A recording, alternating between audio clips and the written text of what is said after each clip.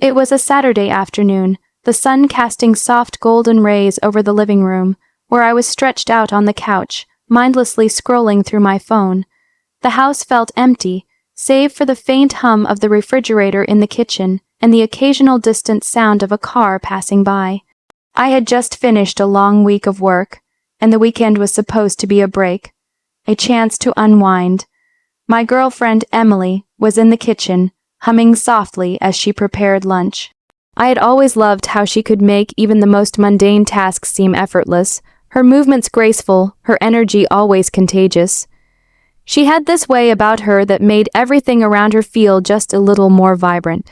We had been together for almost a year now, and honestly, I couldn't imagine my life without her. Then, there was Nathan, my stepbrother. He was the quiet type, reserved, with a kind of mysteriousness that always made people second guess him. We had been living under the same roof for a few years now, after our parents had remarried. At first, we didn't click, but over time, we'd settled into a rhythm of sorts. He wasn't exactly my closest friend, but we had a mutual understanding. He kept to himself, and I did the same. That afternoon, he was pacing back and forth in the hallway outside the living room. His footsteps were slow, measured, like he was trying to decide whether or not to come in. His face was tense, his hands occasionally brushing against the back of his neck, as though he were trying to calm some internal storm. "Hey, you good?" I called out to him, leaning up from the couch, the words tumbling out of my mouth before I could stop them. Nathan froze for a moment, then nodded stiffly. "Yeah, just thinking about stuff." There was something off about him, something different, but I couldn't quite place it. I shrugged it off, returning to my phone, but a knot in my stomach had already started to form. I could feel that something was wrong, like an instinct, a shadow lurking behind my thoughts. A few moments passed, and then Emily appeared in the living room, holding a plate of food in her hands, her smile lighting up the room. "Lunch is ready," she said, and her eyes immediately sought out Nathan, a soft, genuine smile forming on her lips when she noticed him standing near the doorway. Nathan seemed to hesitate before walking into the room, but his gaze never met mine, only Emily's. He gave a quiet nod, taking the plate she handed him without a word, and sat down at the far end of the couch. The air felt heavier now, charged with something unspoken.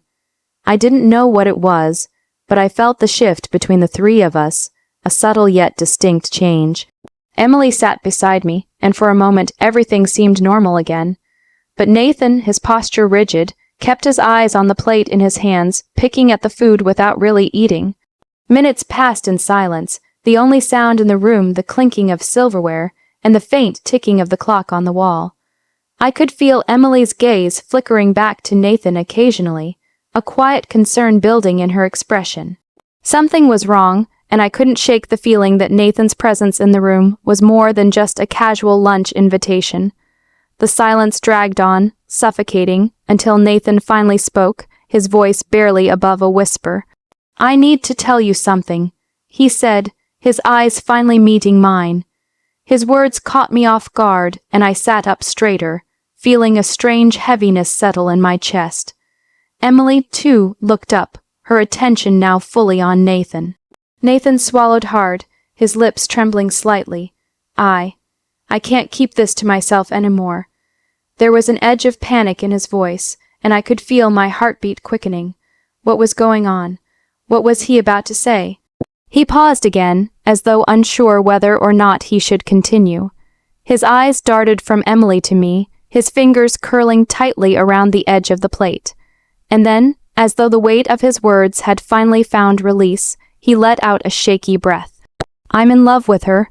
The words hit me like a freight train, and for a split second, time seemed to stop. I stared at him, trying to make sense of what he had just said. My heart pounded in my chest, my stomach twisted into knots. This couldn't be real, could it? Emily looked at him, confusion clouding her features. "Nathan, what are you talking about?" Her voice was soft, almost gentle, as though she was trying to process the gravity of his statement. But Nathan didn't back down, his gaze never left her, his eyes full of something. Longing, desire, desperation. "I've been in love with you for a long time now. I can't keep pretending anymore." The words hung in the air, heavy and suffocating. I could feel the blood rushing to my face, a mix of anger, betrayal, and disbelief surging through me. Nathan had been my stepbrother for years, and all that time he had kept this hidden. This secret, this lie. I turned to Emily, my throat dry, unable to process what was happening. She looked just as shocked as I felt, her face pale, her mouth slightly agape, but there was something else there too, an odd sense of guilt, like she knew something I didn't. A tightness in her jaw, a flicker in her eyes that I couldn't quite understand. Nathan, I began, but my voice faltered.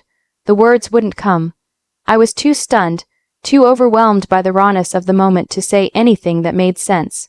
But Nathan wasn't done. His voice grew louder, more frantic. I couldn't help it, okay? I tried to fight it, but it's been eating me alive. Every time I saw you together, every time I saw her smile at you. His voice cracked, and he paused, taking a shaky breath. I couldn't stand it anymore. I couldn't let you be happy with her. I needed her. I need her. The confession was like a slap to the face, a jagged, brutal truth that cut through everything I thought I knew about the people in my life.